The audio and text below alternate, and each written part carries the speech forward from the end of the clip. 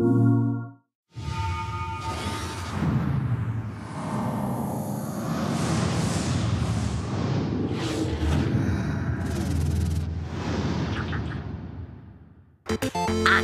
episode 30. I can't believe it. To prove age hasn't dampened our awesomeness, check out what's coming up on the show this week. We visit Gearbox Software in Dallas for the latest on Aliens, Colonial Marines. Wish we had fatter purses after sampling the shiny delights of Gadget Show Live. And round up the sexiest news on Planet PlayStation. First up though, it's shouting and superpowers in our Game of the Week Prototype 2.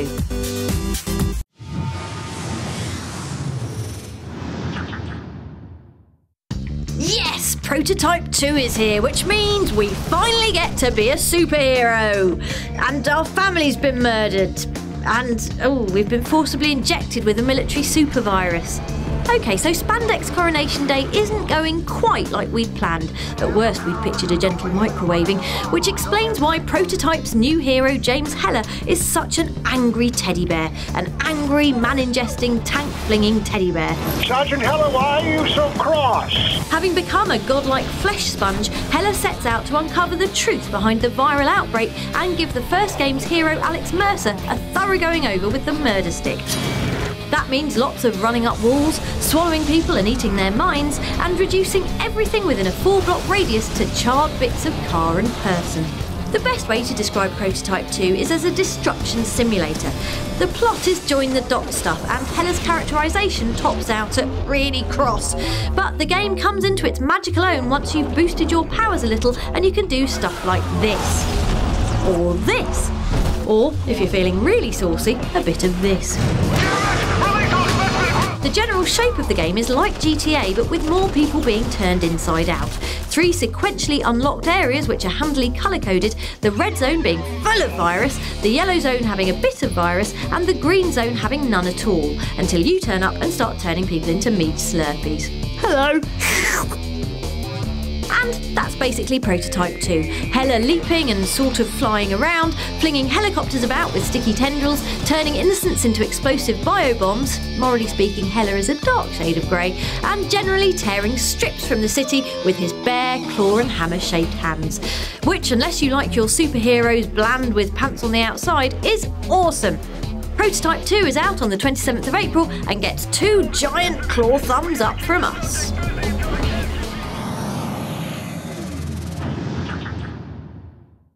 We're squeezing into our shiny news pants now because it's time for your PlayStation briefing.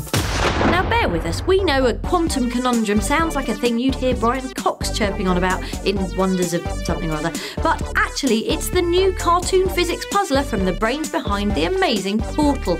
As you'd expect, that means dimension hopping puzzles, matter transformations and learning through science. It's also got a place where everything is made of fluff, however, so we're totally sold. Also selling us in a big way is the news coming out of Capcom's Big Spring Showcase, starting with Ninja Theory's Devil May Cry reboot. We've got to admit, freshly weaned hipster Dante is starting to grow on us, partly because we've always wanted to get out of bed like this, but mostly because he looks like putting a fresh spin on the action genre. Put a spin on this. Charming. Elsewhere, Resident Evil 6 is flashing its plot by revealing that this slap-headed young tyke is none other than the offspring of persistent series slimebag Albert Wesker. Normally we'd be wowed by this, but then Leon Kennedy and Chris Redfield have a big manly tangle of muscles and fringes and everything else seems less important somehow. Put your gun down, Chris. She's a key witness, we need her. Yeah, blah blah blah, do some more fighting. Rounding up the briefing with the characteristic blast of violence is Max Payne, seen here delivering his namesake via the magic of many shotguns in the upcoming Max Payne 3. There's the M this and the M that. Basically put them all together and you get shotguns. That was your PlayStation briefing. We'll have more news for you next week.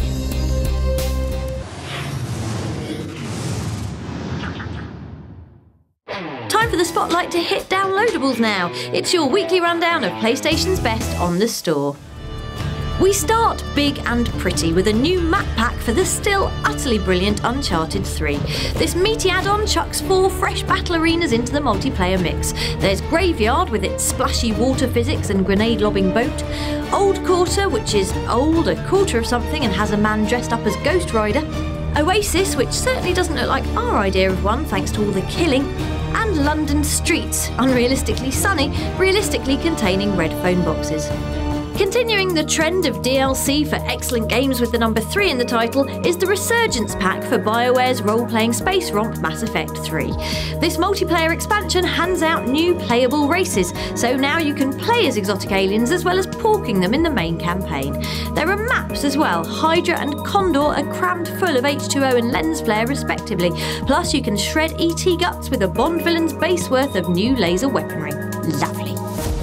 And to wrap things up, would Sir and Madam like to try a movie? We recommend Warrior, a grisly tale of biceps and brotherly beatdowns with Joel Edgerton and a rivetingly monstrous Tom Hardy. The hell did I know? You had a choice, okay? You had a choice. The boys play estranged MMA siblings in a film that starts spare and dramatic and ends up like Rocky with extra knee strikes and chokeholds, which, depending on your point of view, is either a good thing or a really good thing. Enjoy, and we'll be back with more from the store next week.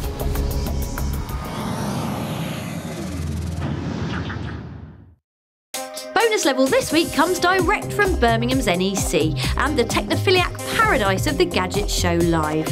We showed up with our trusty mic and camera, both of which looked like frumpy old codgers in a room full of futuristic Miss Universe contestants. I'm pretty sure Miss Universe will be a robot in the future.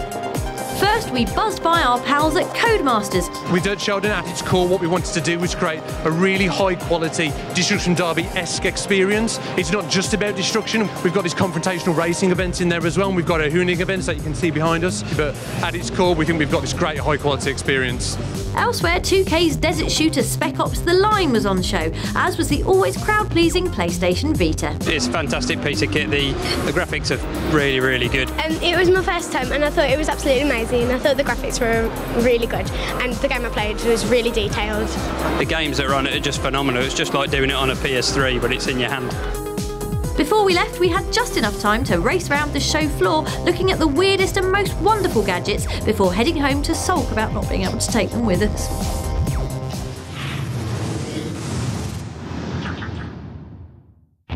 This week's Access All Areas finds us back in Dallas to get the full Aliens Colonial Marines experience at developer Gearbox. That means chowing down in the mess, playing knifey table games, and getting an exclusive chat with the Alien Queen. Well, she was rubbish. Luckily, the guys behind the game were on much better form. Aliens Colonial Marines is the sequel to Aliens. With new characters, a new situation, and a new chain of events. So we're not exactly sure what's going to happen. It's not like a retelling of an existing story. A lot of times when you have the opportunity to kind of pay homage to it, we really do pay homage to it. And then there's also situations where, for elements of horror and tension and suspense, we can't really just be so blatant about it because it's like, he's in the closet, he's in the closet. I mean, we do a little bit of that, but most of the time we actually want to make it so that the players are really surprised and scared in the situations.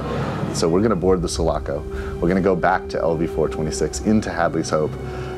We're going to go to see the derelict.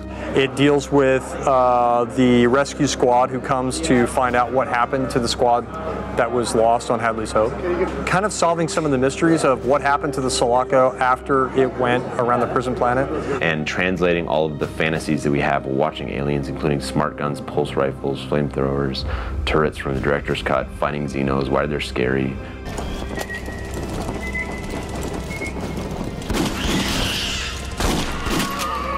We were kind of given on a silver platter this idea of making an Aliens game, so that was an obvious no-brainer, where it makes a lot of sense to make a game that's very shooter, action-oriented, but has scare moments and that kind of thing. I have to thank Cameron because he made a perfect game for me. Thank you. The mechanics that they're in place with the idea of being a colonial marine with all of the gear and the armament and the weaponry, the armor, the whole motion tracker thing, all this kind of stuff, that makes for a perfect game. I mean, it's things that you want to do. We also have stuff in the game that emulates even the aliens in Alien, the first one.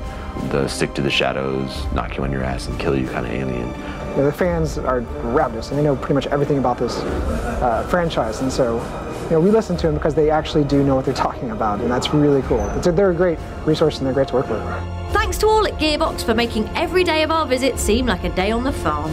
Aliens Colonial Marines is out later this year, and we'll have more before then.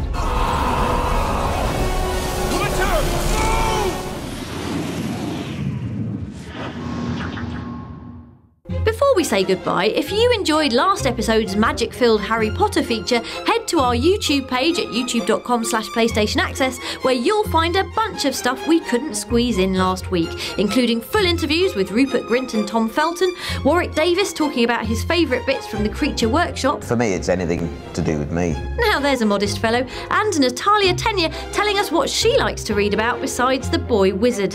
I need to read about incest and death and violence. Please stop talking to me. OK, Nat. Go and have a watch, and we'll see you next week.